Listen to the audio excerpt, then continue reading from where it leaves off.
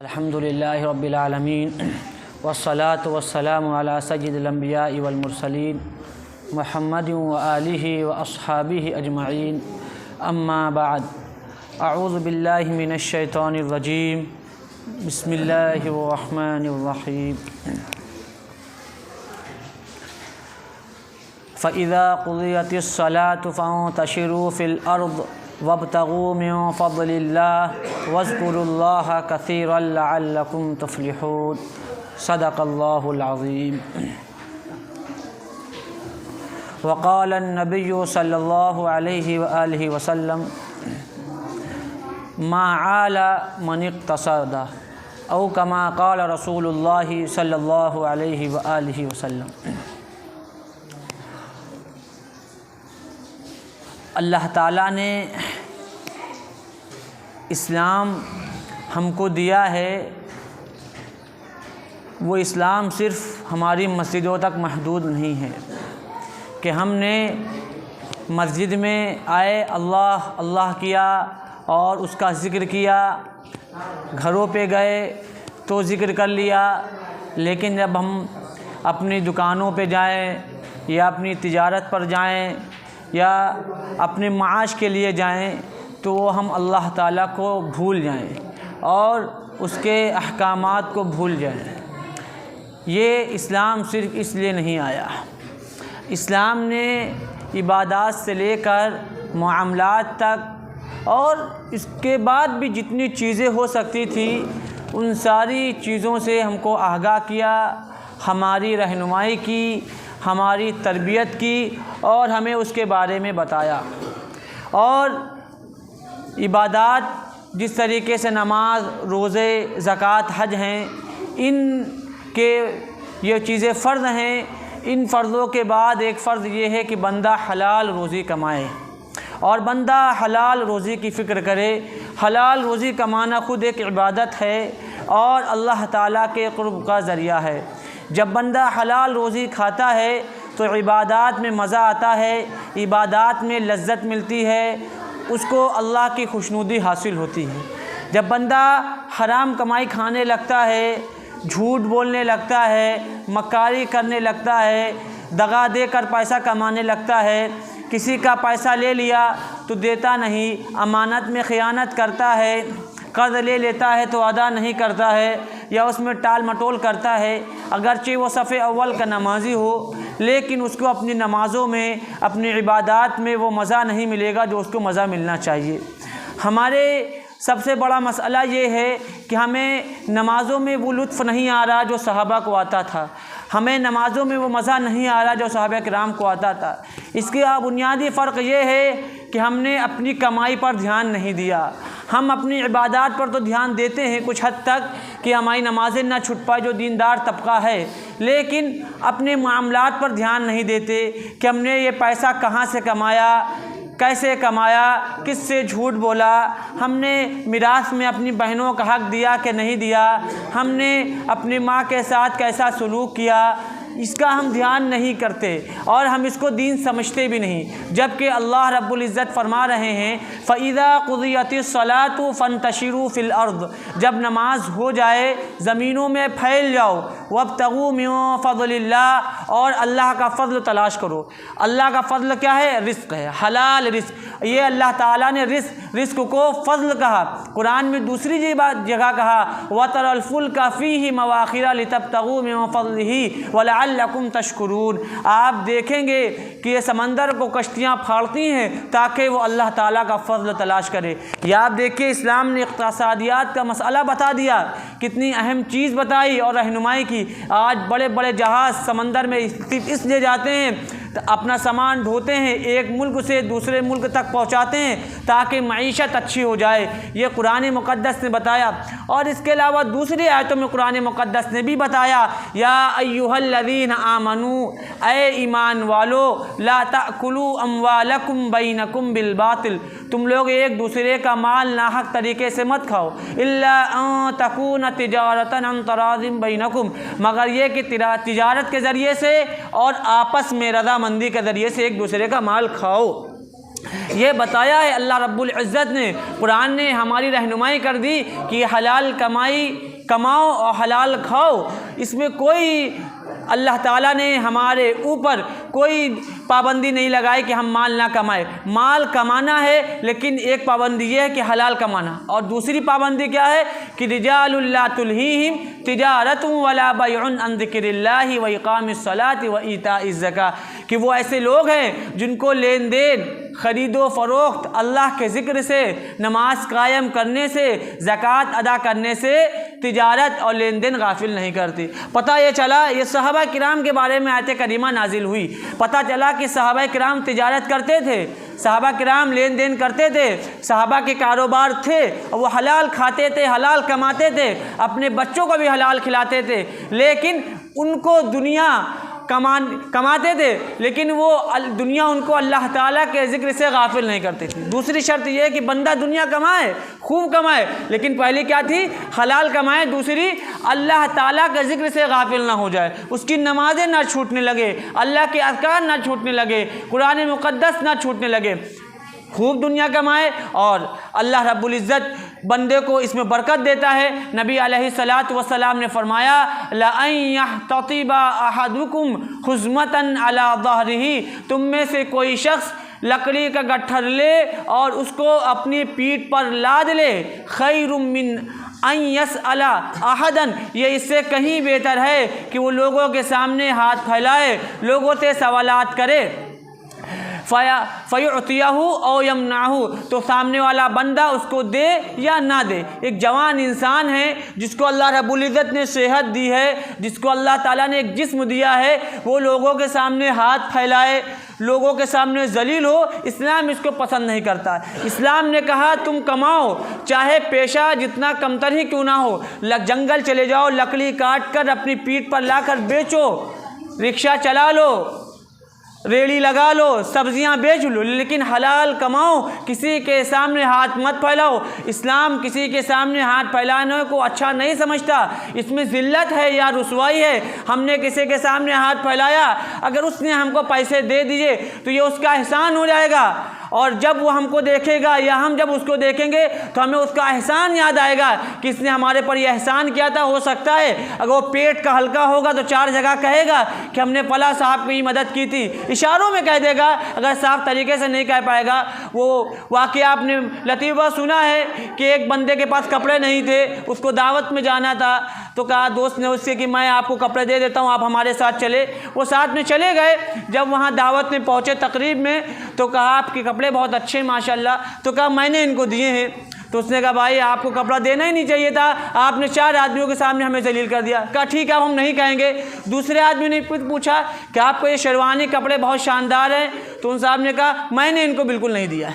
तो अगर वो सामने अगर आपको मिल जाएगा तो या तो आपका एहसान हो जाएगा, आप पे एहसान जताएगा, या फिर मना कर देगा तो जलील होना पड़ेगा। इस्लाम ये नहीं चाहता कि कोई बंदा, कोई मुसलमान बंदा, कोई मोमिन बंदा जलील हो किसी के सामने हाथ फैलाकर। अगर हाथ फैलाने हैं किसी के सामने दुनिया में, तो अल्लाह रब्बुल इज़्ज़त के सामने हाथ फैलाएं।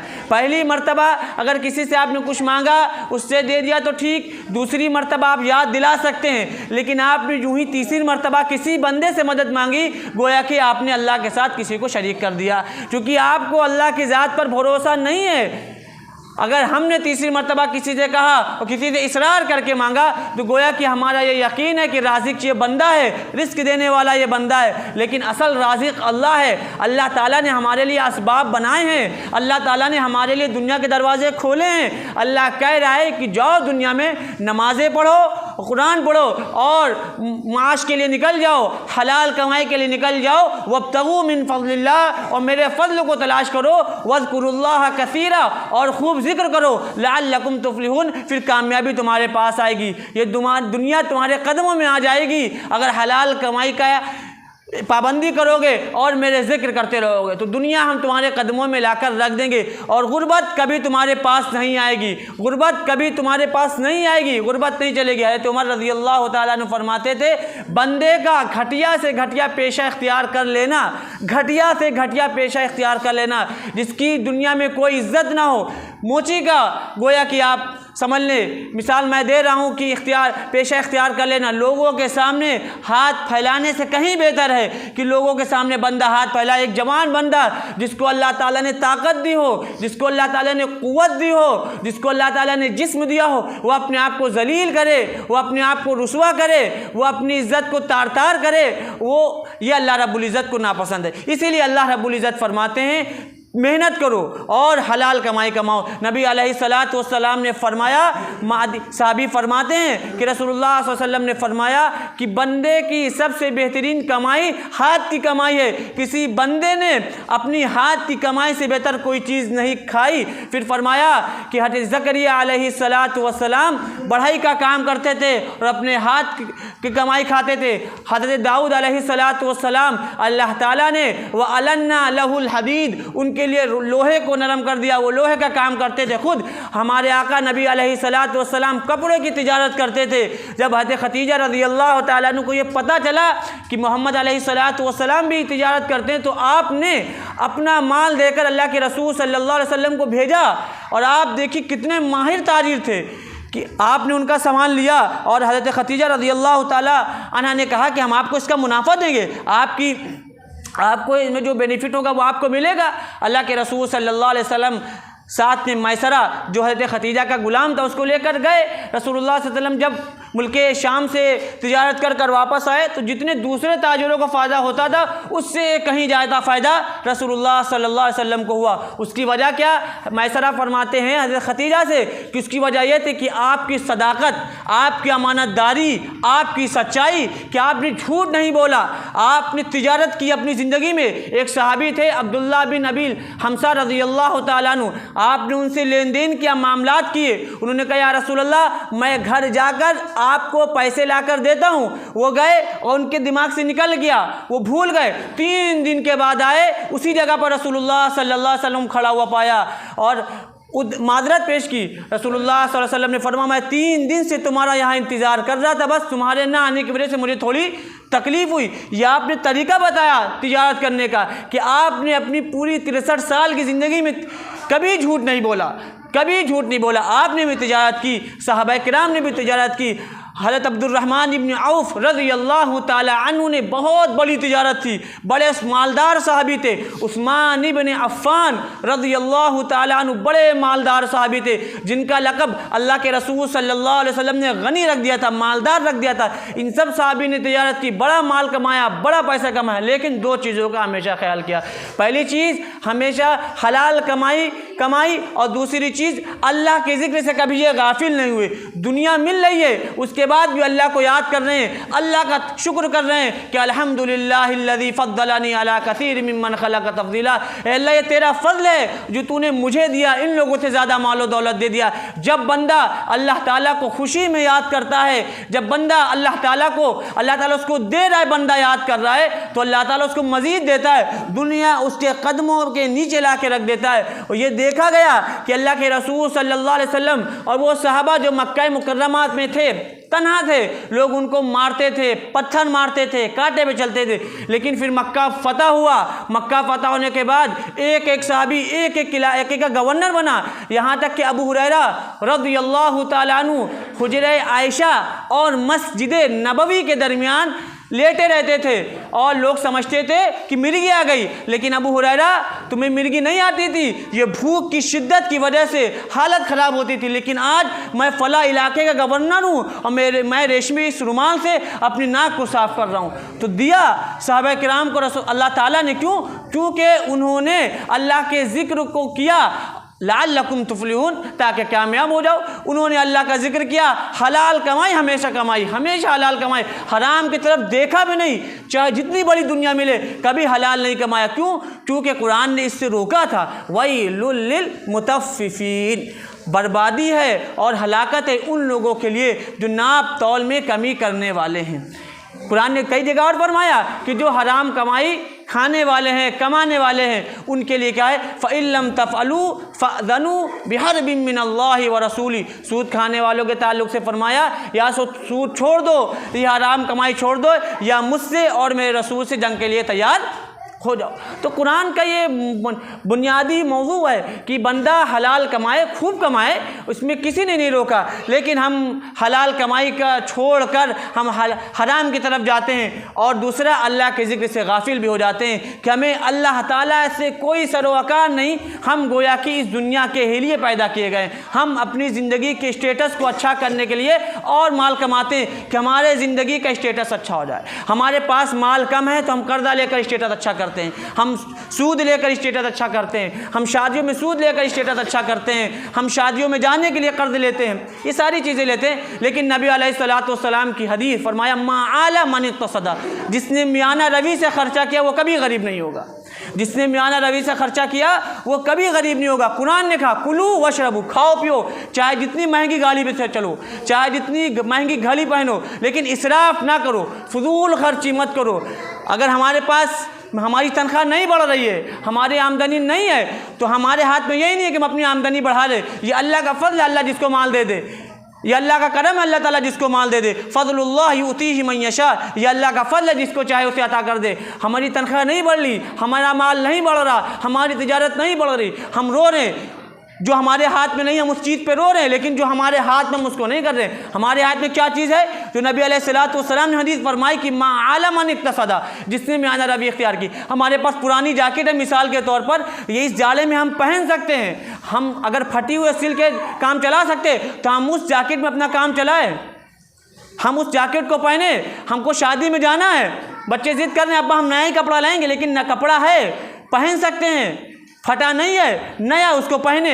एक चीज़ है वो ख़राब नहीं हुई है, उसको इस्तेमाल किया जा सकता है, उसको इस्तेमाल करें और पैसा बचाएं, ज़रूरत पे खर्च करें, बच्चों की तालीम पे खर्च करें। हमारा सबसे बड़ा मसला ये है कि हमारी तनख्वाह, हमारे पैसे, हमारी तिजारत नहीं बढ़ रही। ये हमारे हाथ में नहीं है भाई, हमारे हाथ में मियाना रवि थी, हमने उसको तर्क कर दिया, हमने उसको छोड़ दिया। हमने एक शादी में जाने के लिए नए कपड़े लिए हैं, बच्चों को भी दिलाए हैं, लेकिन अभी अगले एक महीने दूसरे रिश्तेदार की शादी है, बच्चे कह रहे हैं हमको नया कपड़ा चाहिए, हम उनको नहीं समझाएंगे मजाल कि हम अपने बच्चों का दिल तोड़ दें, कि हमारे बच्चे हैं हम कहते दिल तोड़ दे? नहीं, उन बच्चों को समझाइए बेटा यही कपड़ा पहनिए, अभी एक महीना तो हुआ है, और ख़ुद भी वही कपड़ा पहने और पैसा बचाएं। लेकिन हमें बारात का अलग कपड़ा चाहिए, वलीमे का अलग कपड़ा चाहिए, चौथी का अलग कपड़ा चाहिए, रत जगह का अलग कपड़ा चाहिए, और वो मांझे का अलग कपड़ा चाहिए, 5 जोड़े चाहिए। फिर दूसरे भाई के यहाँ मिसाल के तौर पर शादी है, फिर वहाँ के अलग कपड़े चाहिए। फिर हम बैठ के रोना रोते कि हमारे पास पैसा नहीं है, हमारी तनख्वाह नहीं बढ़ रही। भाई ये शरीयत को पसंद ही नहीं है। शरीयत तो कह रही है कुलू वशरबू वला तुसरिफू, खाओ पियो, इसराफ ना करो। भाई काम चल सकता था उसको इस्तेमाल करो, एक गाड़ी से काम चल सकता था, उससे चल सकते थे, उसको पैसा बचाते। नहीं, हमको अच्छी गाड़ी चाहिए, ये गाड़ी बढ़िया नहीं है, दिखने में अच्छी नहीं चली, हम दूसरी गाड़ी लेंगे, हम सूद पे पैसा लेकर गाड़ी ले आ रहे हैं, हम कर्जा लेकर गाड़ी ले आ रहे हैं। ये इस्लाम में महमूद नहीं है। वो बंदा गरीब ही नहीं हो सकता। मा आला मन इक्तसदा, जिसने मियाना रवि से खर्चा किया, जिसने ज़िंदगी में मियाना रवि इख्तियार की, वो किसी के सामने कभी हाथ नहीं फैलाएगा। हम थोड़ा भी एडजस्टमेंट नहीं करना चाहते, हम अपनी ज़िंदगी शाही गुजारना चाहते हैं कि हमारी ज़िंदगी बिल्कुल शाही गुजरे, चाहे हमें दूसरा आदमी जलील करके चला जाए। एक बंदे को जिसको जलील करके कोई सामने वाला चला जाए, उसको तो मर जाना चाहिए, उसको तो शर्म के मारे मर जाना चाहिए कि सामने वाला बंदा हमें जलील करके चला गया। एक इज़्ज़तदार आदमी जिसकी एक इज़्ज़त होती है, भाई मुसलमान की एक बड़ी इज़्ज़त है, एहतराम है, बहैसियत एक इंसान के, हर इंसान की इज़्ज़त होती है, वो जलील हो जाए तो आप सोचिए वो माशरे में कैसे आंखें उठाएगा। लेकिन अब क्या कहा जाए कि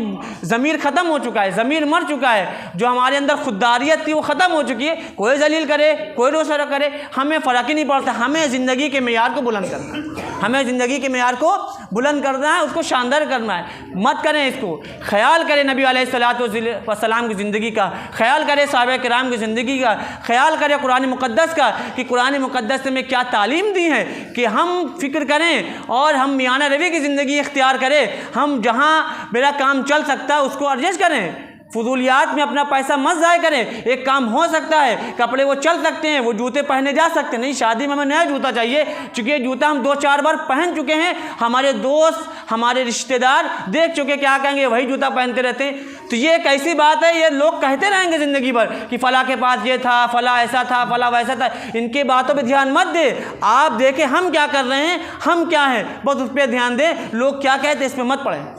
लोगों की बातों पे पड़ेंगे तो अपनी ज़िंदगी खुद से गारत कर लेंगे, खुद से हलाक कर लेंगे, खुद से बर्बाद कर लेंगे और फिर तन्हाई में आकर बैठेंगे। क्योंकि शैतान की आर्मी लगी है, शैतान की आर्मी लगी हुई है आपके पीछे कि वो गुमराह करे, वो बर्बाद करे कि आप किसी दूसरे से कर्जा ले ले, किसी से सूद ले ले, किसी के झूठ बोलकर पैसा ले ले, किसी का हड़प ले। वो शैतान तो चाह रहा है कि इसको नमाज तो पढ़वाएंगे लेकिन ये हराम कमाई से करवाएंगे।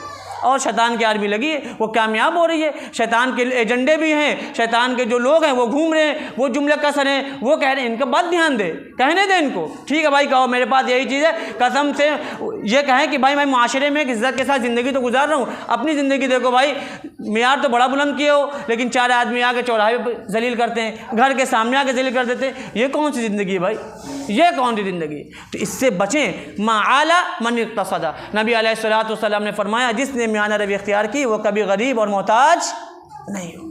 और कुरान ने कहा कुलू वशरबू वला तुसरिफू, खाओ खूब खाओ और पियो लेकिन इसराफ ना करो। इन्नहु ला युहिब्बुल मुसरिफीन, क्यों? क्योंकि अल्लाह ताला फजूल खर्ची करने वालों को पसंद नहीं करता। व आखिरु दावाना अनिल हम्दुलिल्लाहि रब्बिल आलमीन।